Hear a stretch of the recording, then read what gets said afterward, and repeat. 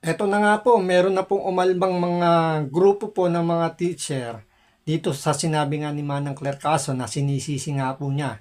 Yung ilang teacher na sila po yung naging dahilan kung bakit po nagiging maras po yung ating mga kabataan at nangyari nga po yung mga hindi inaasahang mga shooting incident tulad po dun sa Tacloban na maraming aming mga nasawing estudyante at dito sa pinaka-recent nga yung sa Ateneo de Zamboanga na nagkaroon na naman ng panibagong shooting incident. So wala pa pong isang taon magkasunod po na nangyari yung mga ganyang bagay. Kaya po medyo marami po yung natatakot at nangangamba na po ngayon dahil sa sunod-sunod nga po ng ganyang insidente. Ngayon, dahil nga doon sa mga binitawang salita ni Manang Claire Castro na hanggang ngayon, hindi pa rin po siya humihingi ng apology sa mga teacher, sa mga nasaktan, sa mga pinagsasabi niya, umalma na po yung ibang grupo po ng mga teacher dito sa mga pinagsasabi ni Manang Claire Castro. So ito panoorin po natin itong grupo na to kung saan nga po dismayado po sila kay Manang Claire Castro at kay Bongbong Marcos sa mga naging pananaw nila tungkol nga dito sa karahasan sa mga eskwelahan. So ito panoorin po natin. Pero syempre bago ang lahat, kung hindi ka pa nakasubscribe or nakafollow sa Makapili TV, baka naman pwede makalambing po ng konti sa inyo. Pakipindot naman po yung subscribe or yung follow button at the same time. Palike and share na rin po ng video. Wala naman pong bayad dyan. Kaya pindot na. So ito panoorin po natin. No, yung VTR, yung clip na sinabi nga ni Yuse Claire, na sabi niya may mga ilang guro na sila pa ang nagtituro ng walang modo sa kanilang mga estudyante. So I guess dito po kayo talaga nag-react at humihingi kayo no ng paumanhin mula kay Yuse Claire Castro. So your thoughts po dito po sa nasabi po ni Yuse Claire? Well, una-una, ilagay natin sa proper context po, no? Ang pinag-uusapan po natin dito yung school violence, no? So extreme, no? Horrible, no pa, and umaabot na po ito, no, doon sa mass shooting Correct. na hindi natin po no nakita in our history maliban ngayon pong Oo. 2026, and we had 2 cases, ma'am, no? Correct. At that. Diba? So napakaseryoso ng issue po na ito, no? At iniugnay po no ni Yuse Claire no doon sa sinasabing pagtuturo ng ilang mga teacher, ng ibang teacher, no, doon sa kanilang mga estudyante, no, para maging walang modo. At sa tingin namin napaka-irresponsible no nung Irresponsible talaga. statement po na yan, ha? Bastos. Yan po ay pag-iwas no doon sa totoong issue at sa pananagutan no doon sa totoong issue. Hindi ko po sinasabing walang pananagutan ng mga teacher dito. Kasama po yung mga teacher sa merong pananagutan sa issue na ito dahil mga bata ang pinag-uusapan, ano. And take note, Ma'am Pat, no, Ma'am Ricky, hindi po namin kukonsintihin kung meron tayong mga teacher. Totoo rin naman, ano, na pinakita po yan ni Yuse Claire. No, nung a day after, pinakita niya yung 2 clips, no? And bago niya pa ipakita yan, dahil hindi niya yan sinabi nung una, no, nung I think it was What she's on Tuesday. reacting to. Oo. Opo, nung hindi niya sinabi yan, 'di ba? Kami pa nga ang nagsabi. Oh. No, we put it no in the limelight, no, so to speak, no, para makita po nung mga tao yung context ng sinasabi niya. Tinulungan pa namin siya, no, sa madaling salita, no. And that shows only, no, na hindi po kami mangungulsinte kung meron pong mali. At mali naman po talaga gaya po ng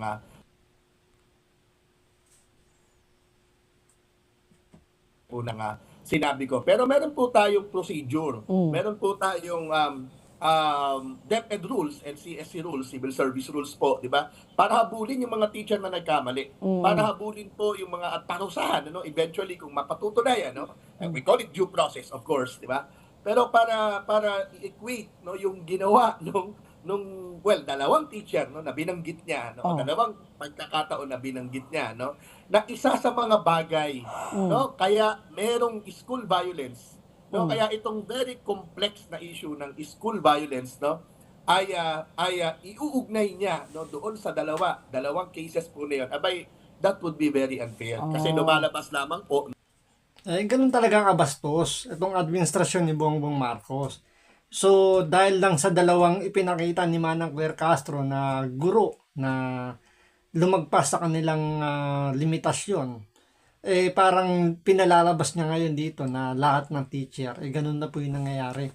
So, napaka-irresponsible po talaga yung mga ginawa ni Manang Claire Castro at ng administrasyon ni Bongbong Marcos. Samantalang, yung gobyerno ni Marcos na pinagagalaw niya ngayon, halos puro pagnanakaw ang ginawa, puro pang bebending the law. Pero, wala tayong narinig na pagbabatikos kay Manang Claire Castro. Kundi puro pagsalag, puro, alam nyo yun, puro pagtatanggol kay Bongbong Marcos. Siyempre, siya, amo niya yun. Pero kahit nga ganun pa nga, napaka-irresponsible pa rin po na isisi ng administrasyon ni Bongbong Marcos yung mga nangyaring kaguluhan dito sa dalawang mass shooting incident sa mga teacher. So, ang mga teacher, alam naman natin na hindi naman perpekto, pero ginagawa po nila yung kanilang nagiging tungkulin. Considering po na talagang napakaraming estudyante po yung kanilang handle. Yung iba po dyan, napakaraming section yung hawak at nahihirapan po sila. Pero ginagampanan pa rin po nila yung kanilang trabaho. Pero dahil nga sa pagiging insensitive ng administrasyon ni Bongbong Marcos at ni Manang Claire Castro, talagang hindi po maganda yung ginagawa nilang pambabastos sa mga teacher. Naman po, no? Oh. Na ang sinasabi niya, parang ganito, pag sinimplify natin, o kaya merong mga batang namamaril, kasi may mga teacher din na nagtuturo, no? Kahit pa sinabi niyang iba. And hindi po siya makakaligtas sa pananalitan, no? Kagaya ng lumalabas po ngayon, no? Na ang sinasabi daw, wala daw comprehension yung mga teacher. Isang nakalulungkot na bagay, di ba? Di ba? Isa pa yun, di ba? Parang nilalait pa ni Manang Claire Castro yung mga teacher natin na talagang sila nagbibigay talaga ng mas maraming atensyon sa ating mga kabataan para hubugin. Oo, may mga ilan na teacher, pero para sabihin mong as a whole, madamay, parang napaka-irresponsible, talagang nakaka-disappoint para sa isang abogado na kung hindi dahil sa teacher, hindi siya magiging abogado, pero sinisisi niya yung mga teacher kung bakit nagkakaganto yung mga kabataan natin ngayon. Tandaan po natin, ang responsibilidad po ay nasa magulang pa rin po yan. Pangalawa lang po yung mga estudyante. Kasi yung mga nagkaroon po yung nangyaring shooting incident na yan, hindi naman po habang nagsisimula po yung klase, ito po ay nang umpisa, papasok pa lang po. So, wala pa po talaga itong, kumbaga, hindi pa nag-i-start yung kanyang school hours na nangyari yung shooting incident. So, ibig sabihin, mas nasa magulang po yung responsibilidad. Wala po sa mga teacher noong mga araw na yun. So, sa palagay po ba ninyo, na mali po ba talaga si Manang Claire Castro na isisi po yung nangyaring shooting incident sa Tacloban at sa Ateneo de Zamboanga sa mga teacher? So, paki-comment down below naman po kung ano po ang inyong opinion. So, hanggang dito lang po muna. Maraming salamat po sa panonood. Ingat po kayo lagi. God bless.